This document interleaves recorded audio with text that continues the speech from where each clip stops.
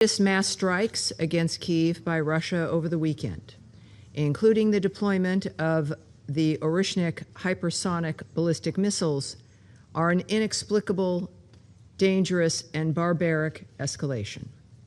They are another example of why the Russia-Ukraine war must end immediately and permanently. Once again, as you've heard from your colleagues, civilians were killed and more than 100 injured. Museums, public transportation infrastructure, residential buildings, and more were destroyed or damaged. Deliberate attacks against civilians are obscene and unacceptable. The United States extends its deepest sympathies to all those affected. We caution Russia not to mount so-called systematic strikes against Kyiv, which risk further civilian casualties and setting back the prospect of peace. We note, too, with serious concern, Russia's apparent disregard for the protections afforded to diplomatic facilities and personnel under international law. We remind Russia, in clear terms, of its legal obligations, and we add, diplomacy and negotiation are the only path forward towards lasting peace. Threats and incendiary rhetoric are clearly not part of that path. Colleagues, the Russia-Ukraine war can only end with a negotiated settlement.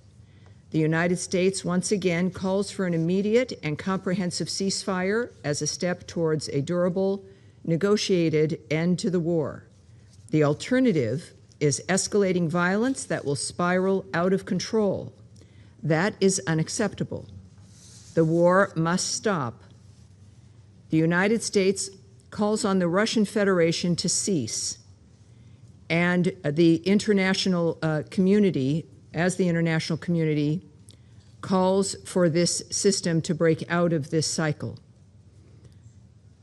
We call for de-escalation, and we continue calls for both parties to negotiate in good faith to end this war. As Secretary Rubio said earlier this week, the United States stands prepared to play a constructive role as soon as any opportunity and real commitment from both parties presents itself.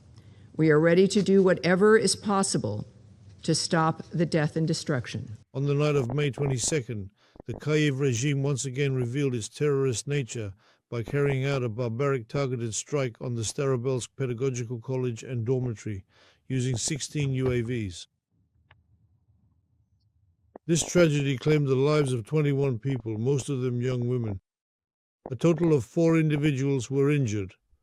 If anyone in this room still has doubts or is not entirely aware of the specific consequences of the strike on Starobelsk, we highly recommend watching the comprehensive video news report that we showed during the press conference on May 26th.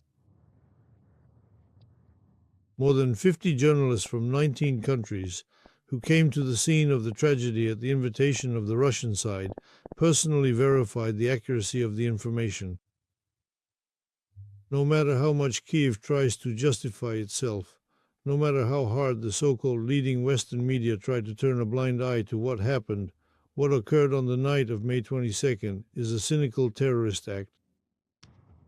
The cruelty with which the Kyiv regime dealt with children can only be compared to the actions of the Nazis and their collaborators during the Second World War, who mercilessly exterminated the civilian population.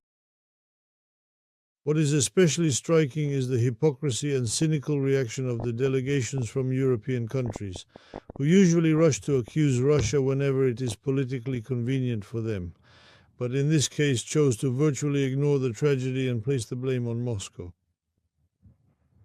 But we were not surprised then, and we are not surprised now. What kind of human compassion can we expect from them when the blood of the children from Starobelsk is on their hands as well? After all, for many years now, their countries have been consistently supplying the terrorist Zelensky regime with money, intelligence, weapons, and ammunition, encouraging it to commit new crimes against civilians, and then covering for its actions by portraying it as a victim. The UN Secretariat, which is so prompt in some cases, unfortunately once again limited itself to general rhetoric and the vaguest of wording, avoiding a direct assessment of Kiev's actions. They claim there is no access to the site of the tragedy and no way to verify the information. We have repeatedly stated that UN representatives can visit the DPR, LPR, Zaporizhia, and Kherson regions via Russian territory. However, the UN staff do not take advantage of these opportunities. Why does the UN Secretariat so easily find words when it needs to support the Western version of events, yet struggles so painfully to choose its expressions when it comes to calling a Ukrainian strike on children a crime? Why do some victims deserve immediate compassion while others do not? Why does the death of minors in one place become a reason for loud statements and condemnation, while the death of children in Starobilsk is met with silence? Here is yet another striking and clear illustration of the West's double standards and blatant hypocrisy. However, this heinous act of terrorism could not and did not go unpunished. Mr. Chairman, on May 24th, the armed forces of the Russian Federation carried out a massive strike on various Ukrainian military command facilities, air bases, and key defense industry enterprises.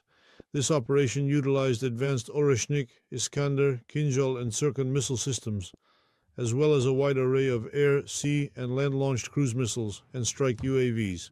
Among the targets hit in Kiev and the Kiev region were facilities of the Ukrainian military-industrial complex, military infrastructure, command posts of the main command of the ground forces, the main intelligence directorate of the Ministry of Defense of Ukraine, and other command posts of the armed forces of Ukraine. Strikes against civilian infrastructure facilities in Ukraine were neither planned nor carried out. This retaliatory strike in the Ukrainian capital is a direct consequence of the deliberate actions taken to escalate the conflict by Zelensky and his handlers. We will not leave unanswered the terror against peaceful Russians, which Kiev, with the tacit approval of its accomplices in the West, has long turned into a tool of warfare. All the more so since the cynical terrorist attack in Starobelsk is far from an isolated incident. Just last week, as a result of attacks by militants of the Kiev regime, 51 civilians were killed, and another 199 people, including 20 children, were wounded. This is not just dry statistics, but human lives, women, children, the elderly. Over this very same period of time, a total of more than 4,300 drones were launched at various civilian targets, including residential neighborhoods, schools, and hospitals on Russian territory, including the city of Moscow and the Moscow region. I would like to formally draw your attention to the fact that under these current circumstances, the Russian armed forces continue to systematically strike Ukrainian military-industrial complex facilities in Kiev, including very specific and identified locations where drones are designed, manufactured, programmed, and prepared for use by the Kiev regime, with the assistance of NATO specialists who are directly responsible for supplying components, providing intelligence, and targeting. Furthermore, precision strikes will also be carried out against decision-making centers and command posts. Since the aforementioned facilities are dispersed throughout Kiev, we have warned foreign citizens, including personnel of diplomatic missions and representatives of international organizations, of the need to leave the city as soon as possible, and we have advised residents of the Ukrainian capital to stay away from military and administrative infrastructure sites of the Zelensky regime. Let us repeat what we have said many times before. Our armed forces do not carry out strikes at civilians or civilian social infrastructure.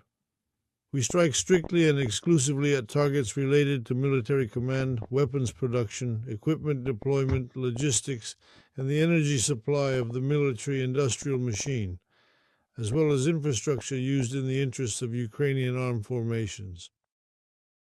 Mr. Chairman, the events of the past week have clearly shown neither the leader of the Kiev regime nor his sponsors are seeking any substantive dialogue on the prospects for a peaceful settlement with our country. In fact, they are doing everything possible to escalate the confrontation. The routine calls for an unconditional ceasefire are nothing more than a cover for Kiev to continue its acts of terror. In this way, the so-called leaders of Europe only encourage Zelensky's already reckless and self-destructive attitude.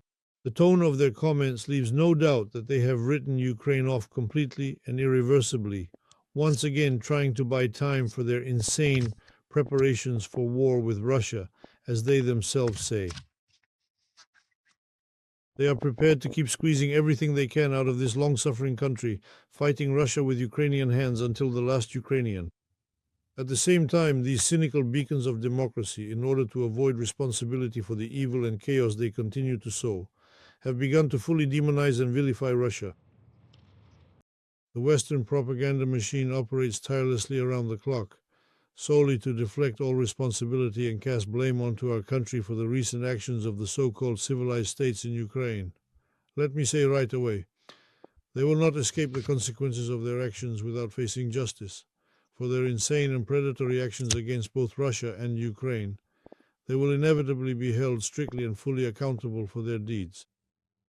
It is obvious that without military pressure, no calls for genuine diplomacy will work. Our armed forces will continue to carry out the objectives of the special military operation for the denazification and demilitarization of Ukraine until all security threats emanating from its territory are completely eliminated. Thank you.